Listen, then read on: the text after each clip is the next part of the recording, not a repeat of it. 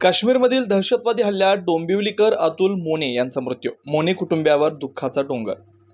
काश्मीरमध्ये झालेल्या भ्याड दहशतवादी हल्ल्यात डोंबिवलीतील अतुल मोने यांचा दुर्दैवी मृत्यू झाला. त्यांच्या निधनानं संपूर्ण कुटुंबावर दुःखाचा डोंगर कोसळला. मोने कुटुंबीय फिरण्यासाठी काश्मीरला गेले होते, मात्र अचानक झालेल्या दहशतवादी हल्ल्यानं त्यांच्या आनंदातला ग्रहण लागलं. आम्ही सर्वजण फिरायला बाहेर गेलो होतो, त्या ठिकाणी अचानक दहशतवादी आले आणि त्यांनी फायरिंग सुरू केली, अशी माहिती अतुल मोने यांच्या कुटुंबियांनी दिली. हल्लेखोरांनी उपस्थितांमध्ये धर्मविचारत फायरिंग सुरू केलं. त्यांनी विचारलं की हिंदू कोण आहे आणि मुस्लिम कोण आहे. संजय लेले यांनी हात वर केल्यावर त्यांना तात्काळ गोळी घातली. त्यानंतर आमच्या समोरच इतरांवर गोळीबार केला, असंही कुटुंबियांनी सांगितलं. या अमानवी कृत्यामुळे संतप्त झालेल्या कुटुंबियांनी सरकारकडे ठोस कारवाईची मागणी केली आहे. काय संपूर्ण प्रकार होता? तुमच्या बहिणीने काय सांगितलं तुम्हाला आल्यानंतर? काय परिस्थिती होती? परिस्थिती अशी होती, सगळे टुरिस्ट होते, साधारणतः 2,000 ते 3,000 टुरिस्ट त्या ठिकाणी ते फॅमिलीसोबत एन्जॉय करत होते आणि असं काही वाटेल असं स्वप्नातसुद्धा वाटलेलं नव्हतं. आणि अचानक गोळीबार झाला. गोळीबार झाल्यानंतर काही इतकं सिरियस असेल असं कोणाला स्वप्नातसुद्धा वाटलेलं नव्हतं. पण गोळीबार झाल्यानंतर 2 जण अचानक समोर आले, हातात रायफल आणि साधारण एक आर्मीचा जसा वेश असतो तसे युनिफॉर्म सगळ्यांच्या अंगावर होते आणि डोक्यावर गोप्रो होता. कदाचित तो कॅमेरा असेल, कदाचित काय असेल माहीत नाही, पण त्यांच्या हातात रायफल होतं. रायफल कदाचित AK-47 वगैरे खूप टफ होतं ते. आणि ते सगळं पाहिल्यानंतर सगळेच नागरिक घाबरले होते, सगळे झुकले होते. घोडेस्वारांना दूर नेण्याचा प्रयत्न होता, दूर भगाने की कोशिश थी. अँड त्याच्यानंतर मग एकाने, हेमंत जोशी जे होते, त्यांनी सांगितलं की हे तुम्ही काय करताय, आम्ही तर काहीच केलेलं नाही आहे, प्लीज आम्हाला सोडून द्या, आम्ही काहीच नाही केलं आहे. तर डायरेक्ट हे ऐकल्यानंतर डायरेक्ट त्यांच्या डोक्यात शूट केलं आणि ते लगेचच कोसळले. त्याच्यानंतर त्यांनी सेग्रिगेट करण्याचा प्रयत्न केला हिंदू आणि मुस्लिमांना, की हिंदू एका साईडला व्हा, मुसलमान एका साईडला व्हा. कोणीच टुरिस्टने त्याला प्रतिसाद दिला नाही.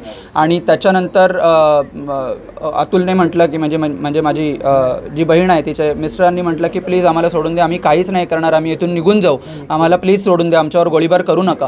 तर त्याच्या डायरेक्ट हे शब्द ऐकल्यानंतर डायरेक्टच त्याच्या पोटामध्ये गोळीबार केला आणि तो पण धरातरी पडला. त्यानंतर त्यांनी हिंदू मुस्लिमांना परत विचारलं की कोण हिंदू आहे, कोण मुस्लिम आहे.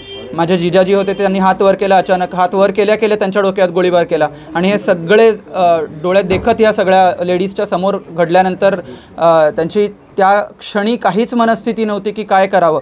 सगळे जे घोडेस्वारीसाठी आलेले असतात, तिथे जे पर्यटकांना साथ देण्यासाठी आलेले असतात, ते घोडेस्वार जे त्यांना रोजगार वगैरे मिळत असतो, ते सगळे तिथे होते. आणि तिथे त्यांना सांगत होते की तुम्ही आता पळा, तुमच्या जीवाला वाचवा, हे सगळे आर्मी जे आहेत खालचे ते त्यांना वाचवतील. आणि ह्या शब्दानंतर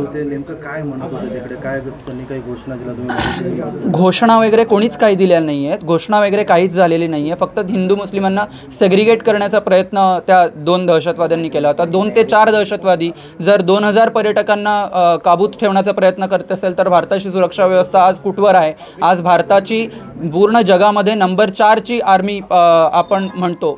मग आपली ही सुरक्षा व्यवस्था कुठेतरी कमी पडते का, असं प्रश्नचिन्ह आपल्या सगळ्या नागरिकांसमोर येत असतं. आता काय मागणी आहे? आता मागणी हीच असेल, सगळ्याच इंज्युअर्ड झालेल्यांची किंवा मृत्युमुखी पडलेल्या नातेवाईकांची हीच सगळ्यांची मागणी आहे की त्यांना कठोरातली कठोर शिक्षा व्हावी. आणि जे मृत्युमुखी पडलेले आहेत त्यांना, जे सगळे कर्ते पुरुष आहेत, ते सगळ्या कर्त्या पुरुषांसाठी जे काही फॅमिलीसाठी जे काही करता येईल तो प्रयत्न सरकारने निश्चित करावा. आणि जॉब किंवा ह्या संदर्भात त्यांना मदत करावी, ही एवढीच माफक अपेक्षा आहे. आणि आज भारत सुरक्षित जर नसेल तर मग प्रश्न येतो की आम्ही हिंदू आहोत म्हणून आमची चूक झाली का, हा प्रश्न नक्कीच समोर येतो. आम्ही मिनी स्वित्झर्लंडला होतो, सगळं चांगलं चालत होतं तिथे व्यवस्थित.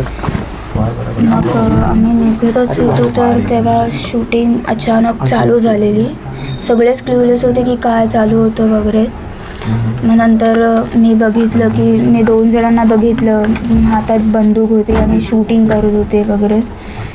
मग नंतर विचारलं की कोण हिंदू आहे, कोण मुस्लिम आहे म्हणून. मग संजय काकांना पहिले असं त्यांनी हात वरती गेला तर त्यांना पहिले गोळी मारली. नंतर हेमंत काकांना मारली. ते विचारायला गेलेले की काय झालं आहे नक्की, तर क्या हुआ है, कुछ हुआ है, की हम कुछ नहीं कर रहे असं ते बोलतात. त्यांनाही गोळी मारली. मग माझे बाबाही तिथे गेले. माझे बाबाही बोलले की गोळी नका मारू म्हणून, आम्ही काही नाही करत. तर तिथेच त्यांनाही गोळी मारली माझ्यासमोर. मी काहीच नाही करू शकली आणि होती मी तिथे घाबरून. जवळपास 15-20 मिनटं आम्ही तसेच भीतीत होतो, घाबरत. मग नंतर ते गेल्यावर आम्ही सगळे पळालो. बाबाला उठवायचे प्रयत्न केले पण बाबा उठत नव्हता, म्हणजे बाबाला होत नव्हतं उठायला. मग तिथे बोलले की उनको छोड़ो, जिसको गोली लगी उनको छोड़ो, वहाँ आर्मी आएगी उनको लेने, पहले आप उधर से भाग जाओ, अपनी जान बचा लो करके. तो हम 6 जन उधर से भाग रहे थे. ठीक आहे, ओके. पुढे तुमचं भविष्य आहे या काय नेमकी त्या दिवशीची परिस्थिती होती, तुम्ही प्रत्यक्षदर्शी आहात? आम्ही फिरायला म्हणून गेलो होतो सगळे. आम्ही 3 फॅमिली होती आमची. आम्ही निघतच होतो पण अचानक तिथे फायरिंग चालू झाली. आम्हाला काहीच सुचलं नाही. त्यांच्या इथे फायरिंग चालू होतं आणि त्याच्यानंतर त्यांची आत्ता पोझिशन नाही आहे. मी सांगतोय जे काही सांगतोय ते त्यांची आत्ता पोझिशन नाही आहे. क्या आप इंटीरियर के बारे में सोच रहे हैं पर डिज़ाइन फाइनल नहीं कर पा रहे? होम इंटीरियर या ऑफिस इंटीरियर, किसी भी डिज़ाइन आइडिया को रियलिटी में कैसे बदले, आज हम ये जानेंगे इंडस्ट्री एक्सपर्ट्स से. हमारी कंपनी जो है डिज़ाइन ब्यूरो, उसमें interior designing, renovation, architectural design, landscaping end renovation, furnitures, ये सारे जॉब्स हमारे यहाँ होते हैं. और पिछले 20 साल से हम लोग इस फील्ड में हैं. और इसमें 2 से 3 कैटेगरी आप इसको डिवाइड कर सकते हैं, जिसमें कि हम रेसिडेंशियल बोलते हैं, कमर्शियल बोलते हैं और रिनोवेशंस बोल सकते हैं. बेसिकली क्लाइंट्स की नीड्स को अंडरस्टैंड करना, सो नीड बेस्ड एनालिसिस हमारे यहाँ होता है.